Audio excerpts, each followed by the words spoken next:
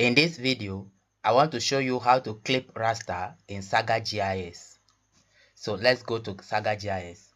So in SAGA GIS, I have this digital elevation model, which is a raster. So I want to add it to the data view. So I'll double click it, and here is my digital elevation model. If in a situation where I want to clip my area of interest or my study area, so to do that is quite simple. The first thing to do is to come to geoprocessing, come to grid, come to grid system, and click on clip grid interactive.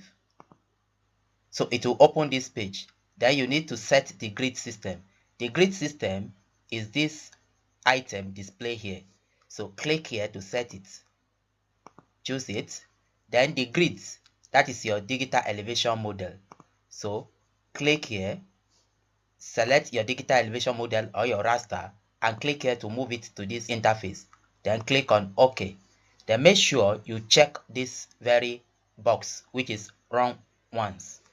Then click on OK. After you have done that, click on this interact, click on it.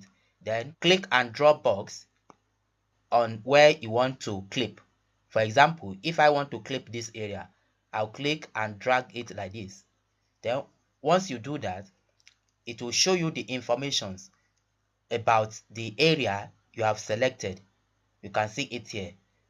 So click on OK.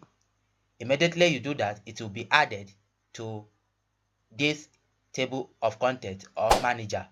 So now I can restore down this first data viewer like this.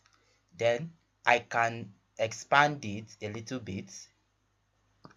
And then this one, I can open it in another viewer by double clicking and select new and click on OK. So you can see it here. Let me drag it to this place and expand it. So this is the area I just clipped from here. So you can see this is how to clip area of interest or clip raster in SAGA GIS. I hope you like this tutorial. Thank you for watching.